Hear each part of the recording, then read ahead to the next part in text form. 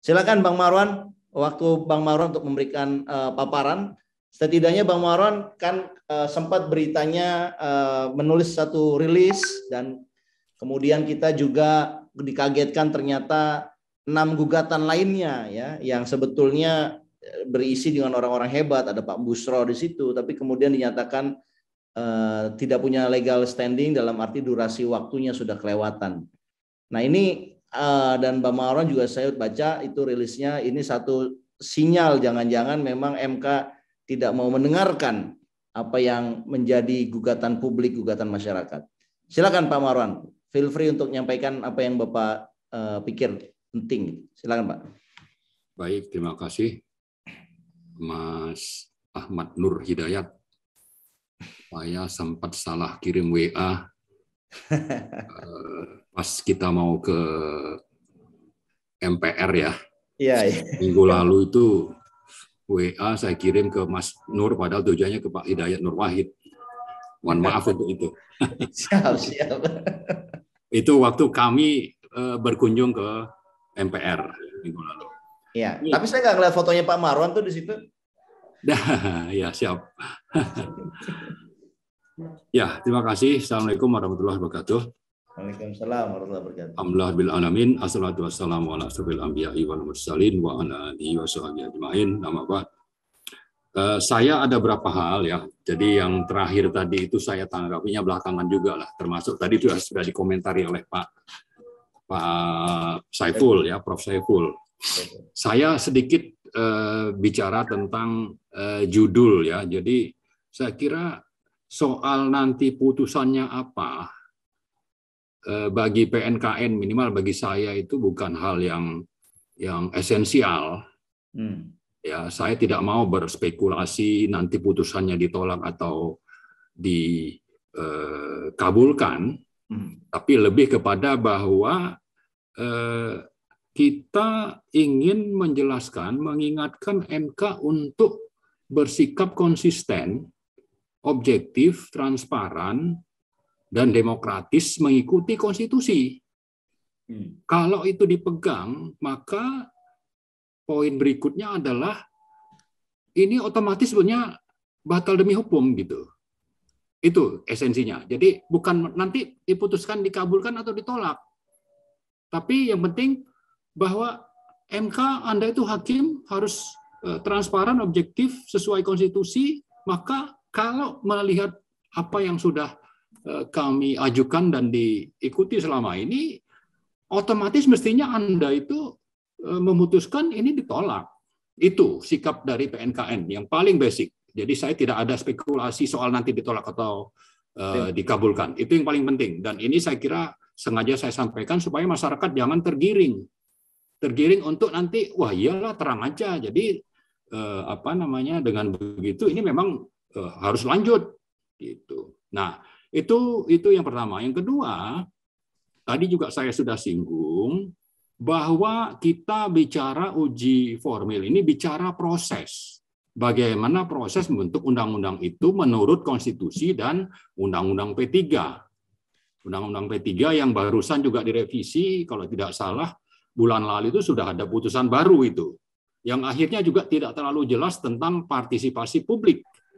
Nah, tapi dari sini yang ingin saya jelaskan adalah ternyata partisipasi publik untuk pembentukan undang-undang IKN itu justru lebih bermasalah dibanding waktu pembentukan undang-undang Ciptaker.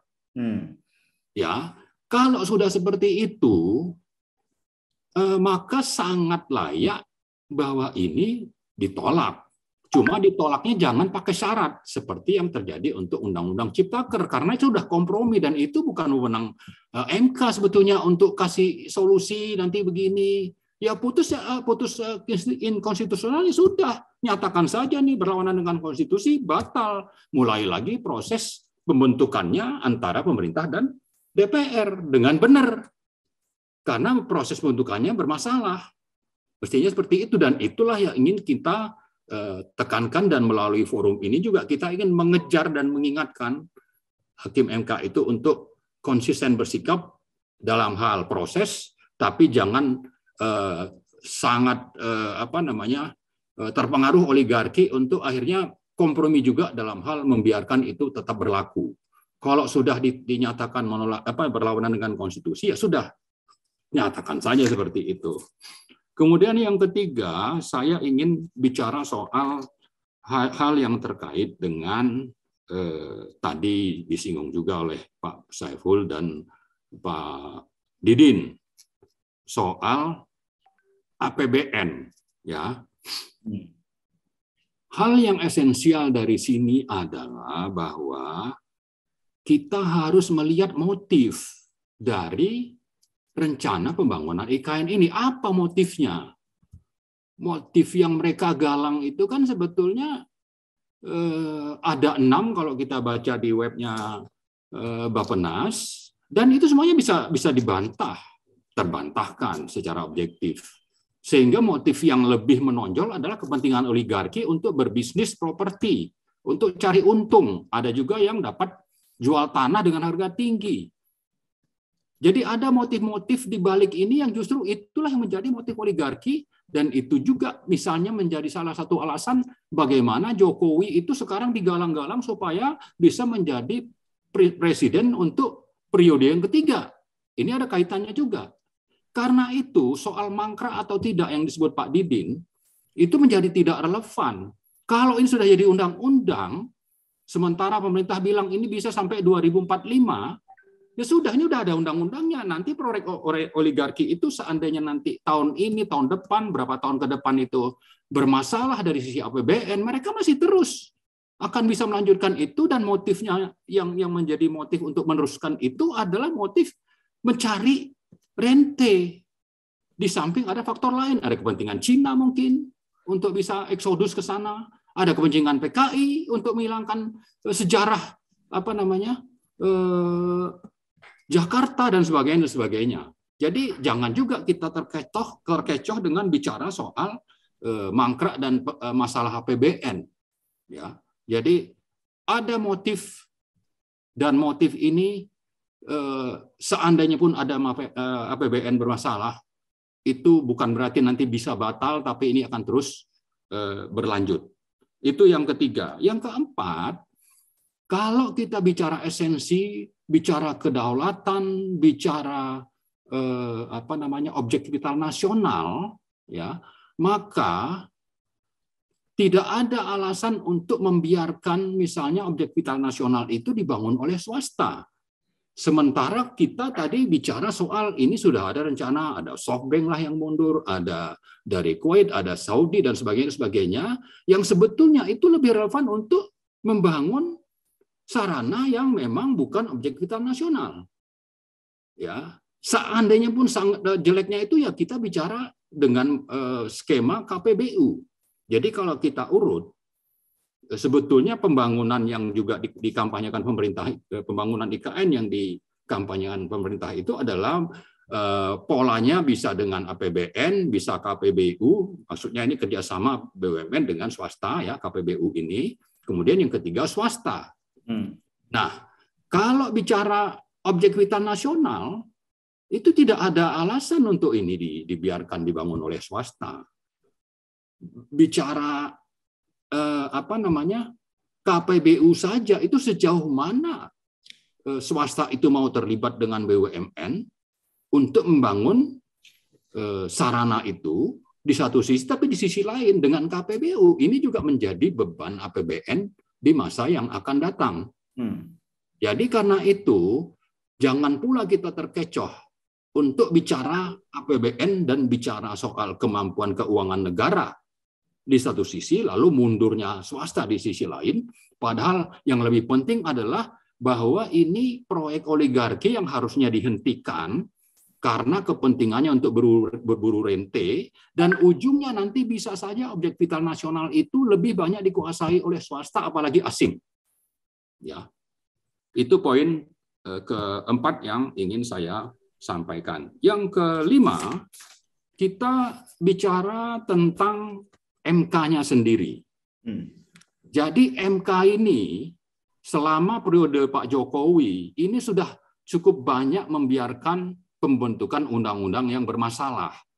Karena itu saya tidak mau bersikap seperti yang disebutkan tadi oleh Pak Saiful dan Pak Didin, ya.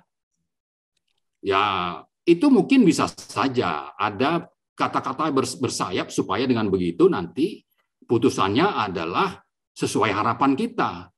Tapi saya lebih penting menyatakan bahwa kita perlu mengingatkan hakim-hakim ini untuk menjalankan tugas sesuai dengan sumpah jabatannya. Itu yang lebih penting. Jangan berspekulasi. Jangan seolah-olah dengan kita berkata baik nanti dia akan berbuat baik. Ya, kita bersangka baik dia akan berbuat baik. Saya tidak yakin itu karena fakta sudah menunjukkan bagaimana sikap mereka itu terhadap uji formil, uji material untuk sekian undang-undang sebelumnya. Kalau kita ingat undang-undang minerba itu dibahas 3 bulan dan partisipasi publiknya juga tidak jelas. Undang-undang Ciptaker mungkin lebih lama sedikit, tapi draft akhirnya sendiri itu berubah-ubah halamannya, dan yang dibahas di paripurna itu jumlahnya tidak sama dengan misalnya yang dibahas terakhir. Lalu setelah itu begitu sudah dinyatakan bahwa ini disepakati, hasilnya di lembaran negara juga berbeda dari yang ada di paripurna. Ya. Belum lagi kalau kita bicara undang-undang corona, dan yang paling parah adalah undang-undang IKN. Dibahasanya dalam waktu 43 hari. Jangankan kita tadi Mas Ibnu bicara Insage, ya. Jadi untuk yang sifatnya sudah harmonisasi sesama lembaga negara dan itu untuk menuntaskan sebelum paripurna aja itu tidak jelas prosesnya, apalagi kalau kita bicara partisipasi publik, sangat tidak memenuhi syarat lah, ya. Nah, ini perlu kita sampaikan untuk supaya publik tahu ini banyak kejahatan sistemik. Belum lagi kalau kita ingat, ya, bahwa kenapa sampai MK menyatakan Undang-Undang Ciptaker itu inkonstitusional. Ini kan mestinya bisa menjadi rujukan bagi pembentuk undang-undang, bagi pemerintah dan DPR untuk tidak mengulang. Jadi dinyatakan inkonstitusional kan karena prosesnya bermasalah, sangat-sangat bermasalah. Tapi mereka ulang dan lebih parah lagi gitu. Lalu nanti kita berharap berdoa gitu, ya, misalnya berdoa supaya MK nanti putusannya sesuai harapan. Enggak, kita ingatkan saja ini dari sekarang. MK ini supaya menjaga sumpah jabatan, memutus sesuai dengan kepentingan orang banyak. Nah, yang keenam, saya ingin sampaikan bagaimana tidak konsistennya MK, ya. Dalam perkara yang 6 perkara yang diputus minggu lalu itu, kalau tidak salah hari Selasa atau hari, sebentar, biar lebih spesifik. Diputusnya hari Rabu. Ditanya hari Kamis, ya. Diputus itu kan misalnya MK mengatakan untuk nomor tertentu. Jadi nomor yang diputus itu kalau kita baca adalah perkara nomor 39, 40, 47, 48, 53 dan 54. Jadi 39, 40, 47, 48, 53 dan 54. Sementara PNKN itu perkaranya nomor 25, kemudian Pak Din dan kawan-kawan itu perkaranya nomor 34. Nah, untuk yang 6 ini misalnya, ya, MK bilang soal legal standing, ya kan? Ini kan sesuatu yang dicari-cari dan itu sumir. Kemudian juga tentang disebutkan permohonannya tidak jelas. Tapi esensinya sebenarnya tidak ada pembahasan dari sisi pokok perkara. Lebih kepada bahwa ini adalah sesuatu yang dengan begitu putusannya ditolak. Itu aja langsung kesimpulannya. Lalu dicari-carilah. Maka kita menemukan tidak konsistennya sikap MK untuk kasus uji formil Undang-Undang MK nomor 7 2020 itu sudah berjalan 18 bulan sampai sekarang. Belum diputus. Sementara Pak Busro itu kalau bicara tenggat waktu katanya sudah lewat. Sudah jadi 46 hari, maka ditolak. Nah, bagaimana dengan yang 180 atau 18 bulan ini?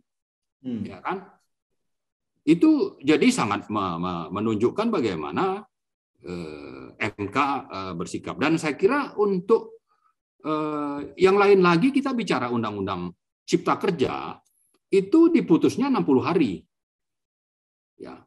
Jadi ada yang 180 hari belum diputus juga, 18 bulan belum diputus juga, karena itu menyangkut hakim-hakim itu sendiri. Apa itu hakim-hakim itu? Kita bicara hakim, itu fasilitas hakim. Ya. Hakim itu mendapat banyak bonus dari Undang-Undang MK nomor 7/2020 tadi. Dan itu tidak kunjung diputus.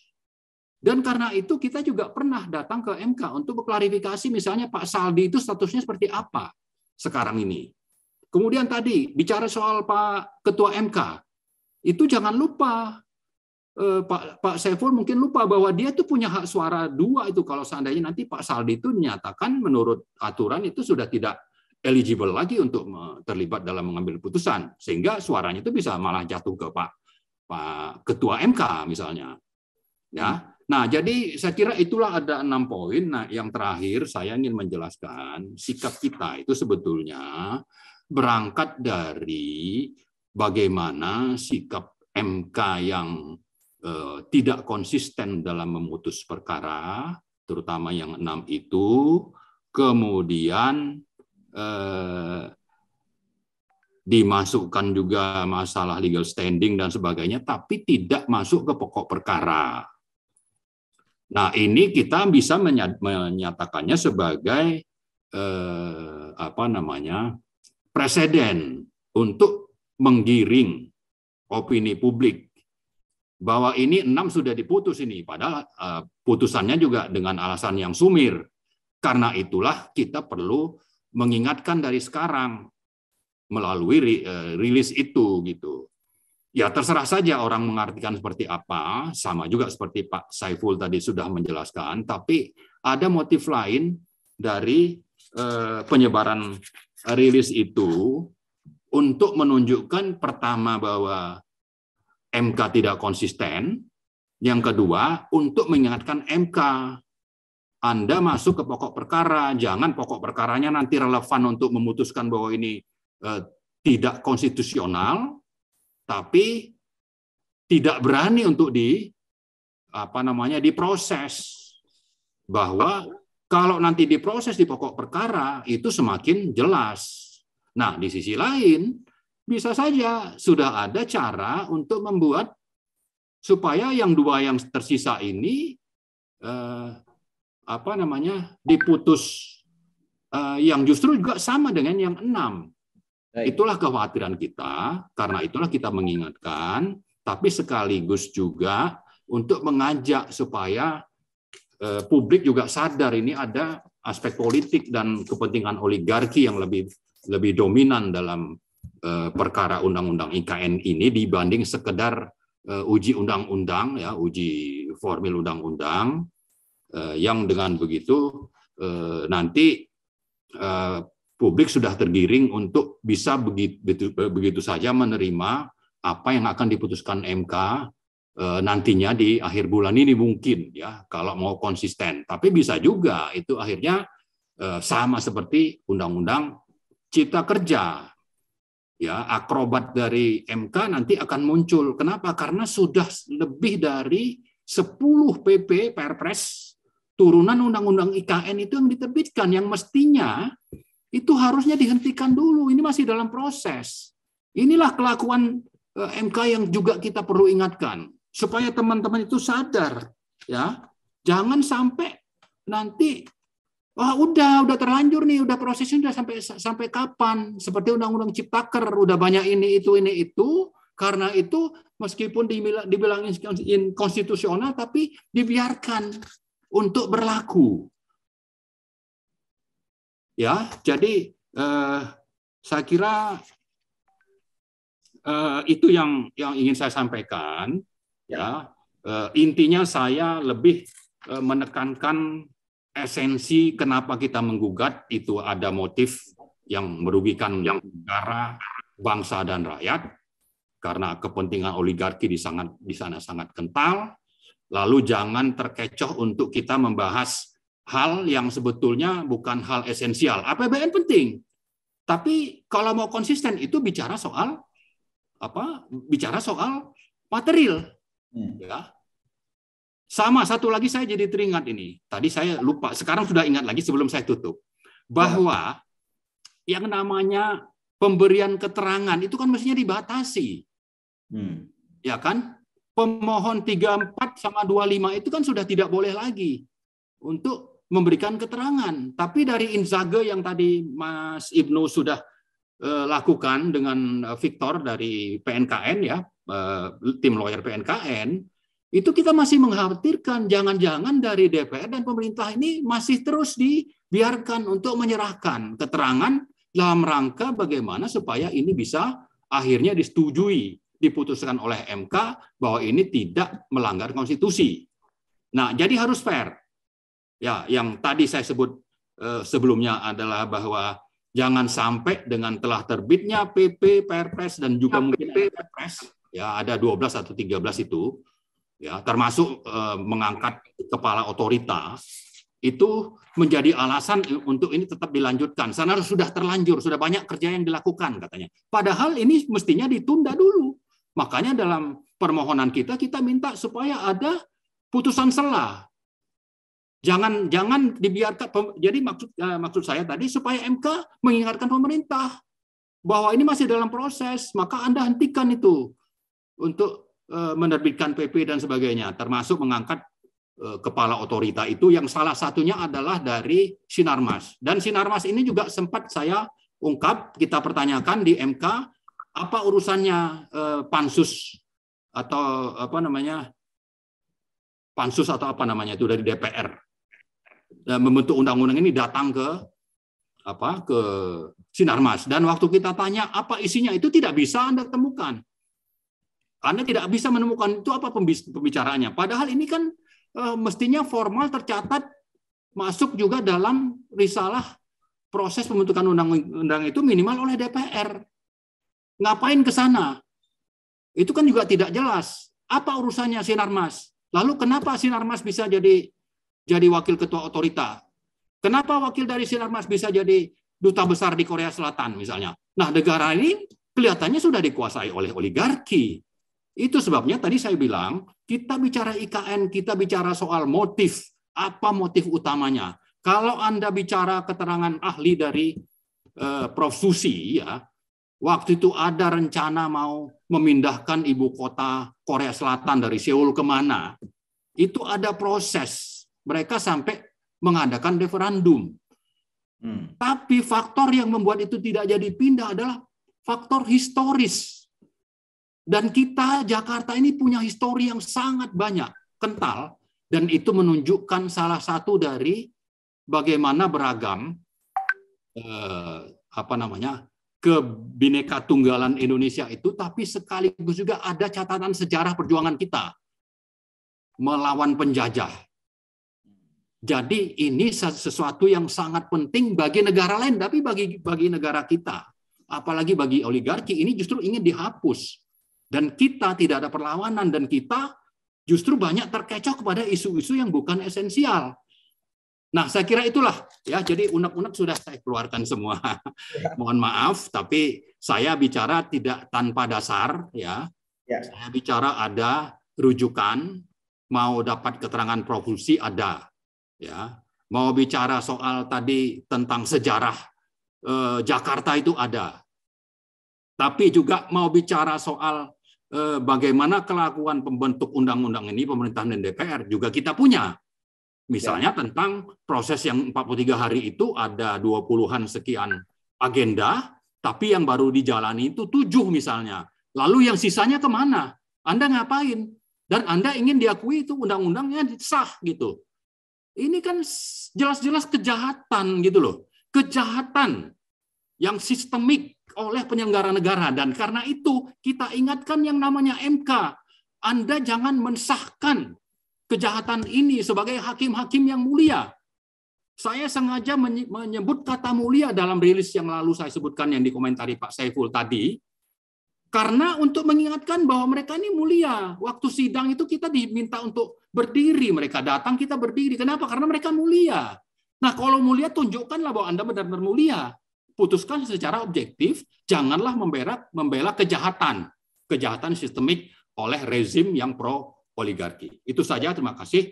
Assalamualaikum warahmatullahi wabarakatuh. Waalaikumsalam warahmatullahi wabarakatuh. Terima kasih Bang Marwan. Saya kira banyak poin yang kita dapatkan dan standingnya Bang Marwan dan PNKN ya itu sangat clear bahwa ingin mengingatkan Hakim MK untuk bertindak profesional, transparan, jujur dan tegas ya, apalagi tadi kalimat terakhir untuk menghentikan kejahatan sistematis ya dari oknum ya yang mengatasnamakan pemerintah yang sebenarnya malah menguntungkan oligarki. Begitu ya. Baik, Mas Matnur. Ya. Ahmad Nur Hidayat. Ya, jadi saya menanggapi tadi Pak Priyo ya. Ya. Sedikit saja bahwa kenapa kita minta ada putusan sela agar pemerintah itu dilarang menerbitkan PP, Perpres, dan Kepres, dan itu jumlahnya sekitar 12 atau pokoknya lebih dari 10 lah. Banyak juga Bang ya, 12. Itu karena berangkat dari pengalaman uji formil Undang-Undang Cipta Kerja. Bahwa ini pemerintah sudah keburu bekerja ini, sudah ini itu, maka maksudnya termasuklah di situ menerbitkan PP, Perpres atau mungkin juga sampai Kepmen. Mengapa itu dibiarkan untuk tetap berlaku meskipun dinyatakan inkonstitusional? Jadi bukan karena ya terserah pemerintah sudah yakin mungkin sudah bisa mengendalikan Hakim MK. Bisa seperti itu juga melihatnya. Tapi kenapa kita menyatakan ini untuk tidak mengulang, itu makanya minta putusan sela, itu adalah kita masih menganggap MK ini independen. Kalau tadi bisa saja pengertiannya MK ini bisa di bawah kendali sehingga pemerintah terus saja dengan menerbitkan PP dan Perpres itu. Tapi kita menganggap dia masih independen, tapi kita ingatkan supaya tolong nih berhentikan dulu nih penerbitan PP Perpres ini sampai nanti ada putusan uji formil. Kenapa? Karena ini nanti bisa jadi alasan bagi MK untuk mengulang putusan seperti Undang-Undang Cipta Kerja dinyatakan inkonstitusional tapi dibiarkan tetap berlaku. Nanti diperbaiki, mungkin kalau yang Ciptaker 2 tahun, ini mungkin dikasih 2-3 tahun atau setahun, bisa juga seperti itu, atau berapa bulan. Nah, kita tidak mau itu, maka kita mengingatkan. Nah, kalau yang lain-lain tadi, Pak Hanif misalnya ya, sebetulnya tanggal 2 Maret, kita dari PNKN itu khusus mengadakan webinar tentang kaitannya dengan IKN dengan Hankam. Di situ ada juga bicara misalnya Pak Slamet Subianto, itu kalau nggak salah dari Angkatan Laut atau Marinir. Kemudian ada Pak Tumio, itu Angkatan Udara. Kemudian ada Mas Anton. Waktu itu juga setelah itu ada Pak Letjen Marinir Soeharto yang menjadi salah satu penggugat. Ya tadi sudah disebutkan dan terakhir juga kita sebar itu pernyataan Pak Soeharto itu tentang rawannya memilih Kalimantan, ya itu menjadi kalau tidak salah katanya panggung atau apalah untuk justru sangat lemah dari sisi Hankam, justru menjadi umpan bagi negara asing. Nah sementara di sisi lain kalau kita ikuti bagaimana sepak terjang Cina, mulai dari mengirim orang membangun KA cepat ya rel KA cepat. Lalu ada pabrik semen di mana yang paling parah itu kan membangun smelter di Sulawesi, ya Sulawesi Tengah dan Tenggara. Itu puluhan ribu itu sangat bermasalah, sangat potensial bicara soal Hankam.